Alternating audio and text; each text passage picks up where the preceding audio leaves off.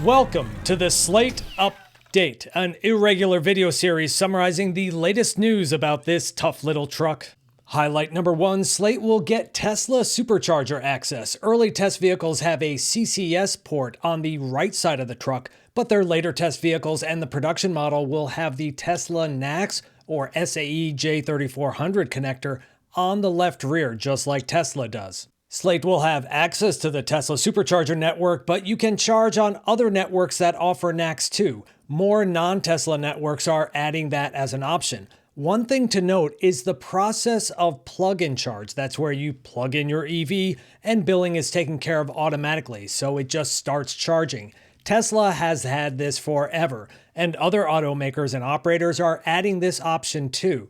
To do this, there's a registration process. This graphic was done by ChargeHub. Very smart people, so thank you. The registration is a one-time process where a secure certificate is sent to the EV that will allow a secure authentication for a future charging session. One problem with Slate is that it's not a connected vehicle. There's no modem, no OnStar-like system that all other EVs have. So they need to work around this. They've talked about doing over-the-air software updates using your smartphone tethered by a cable to the EV for that connectivity. That could also get used to get that one-time certificate onto the vehicle. Details like this don't need to be announced at this time until it's closer to launch. Another detail is where you can get your Slate fixed if it has a problem. They have an answer for this. RepairPal, a company who has built a network of certified repair shops for all types of vehicles. They have over 4,000 locations in the US. Now, this is where I stopped reading, but there's more to the story. Those 4,000 plus locations need to agree to opt in to the Slate work.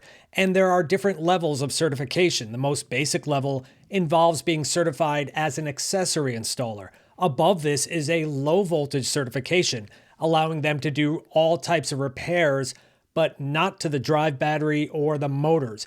That requires high voltage certification. More details will be provided by RepairPal to their existing partners, and Slate University will be providing the training and technical support. Long story short, this is a novel way of providing service without getting bogged down by franchise dealers or having the capital expenditure of building out a coast-to-coast network of service centers. Do not underestimate the importance of knowing where you can get your vehicle serviced. Traditional dealers are a pain in the ass, but they move metal, and knowing where you can take your EV for service will help eliminate that as a concern when people are deciding to seal the deal and buy their Slate. You like Slate? Me too. I put a topic on slateforums.com about this. The two things I must have are a heated driver's seat and the fastback cap. I actually don't want the rear seats, just the cap. What did other people say? Here's a Pareto chart. Audio accessories are going to be a huge opportunity. So will a cap or some kind of cover for the bed. Accessories will be high margin, an important part of their business strategy to subsidize the low cost for this electric truck. They will have their own accessories for more complex, safety-dependent items like the SUV kit. They said that would cost in the $5,000 range. I'm going to assume that's if you install it yourself. Keep in mind that that includes the cap, the rear seats, a roll bar, seat belts, and airbags to meet the safety requirements, so all kinds of stuff. In addition to their own designed accessories, Slate will allow third-party parts into the Slate Customizer. They'll offer a builder's book to support third-party accessory makers so they know where the accessory mounting points are and the specific dimensions. Those parts will have to undergo evaluation by Slate engineers, and they're going to have to agree to business terms to be part of their catalog. So it's kind of like Amazon Marketplace approving your stuff to go into their store. Kind of funny how Slate wants to operate in a similar way. And as stated before, Slate University content will teach owners and certified service centers how to modify and maintain these vehicles. Slate CEO Chris Barman and Jeff Wilk, who's chairman and co-founder of Rebuild Manufacturing that was instrumental in getting Slate off the ground, spoke at a conference for Fortune. She said that when interviewing for the position, she suggested they call the first vehicle FN1 for frickin' nuts. Another interesting comment that sparked some speculation was the elimination of the $7,500 EV tax credit that could actually open up Slate to other battery suppliers. This is because the provisions in the original law required ever-increasing content of minerals and components from U.S. suppliers or friendly nations, i.e. not China.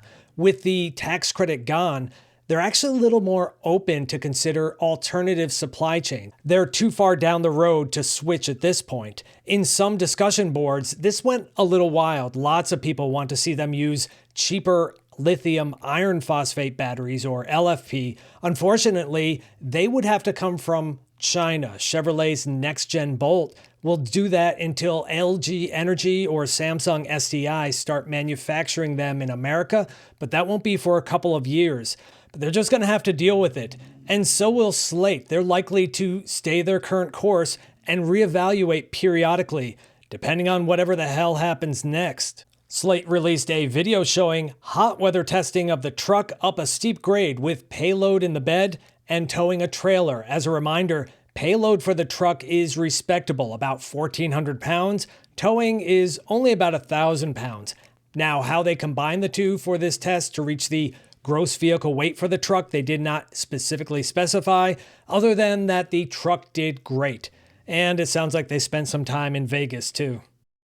Slate announced that the handoff from engineering to manufacturing is commencing at the Warsaw, Indiana plant. The company is actively working on validation vehicles and aiming to have equipment set in place by the end of this year for production to launch late next year.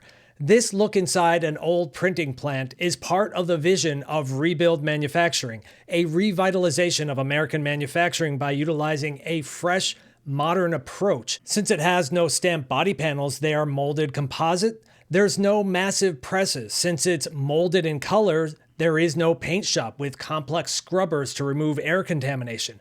Both of these allow for a smaller manufacturing footprint and much less capital expenditure.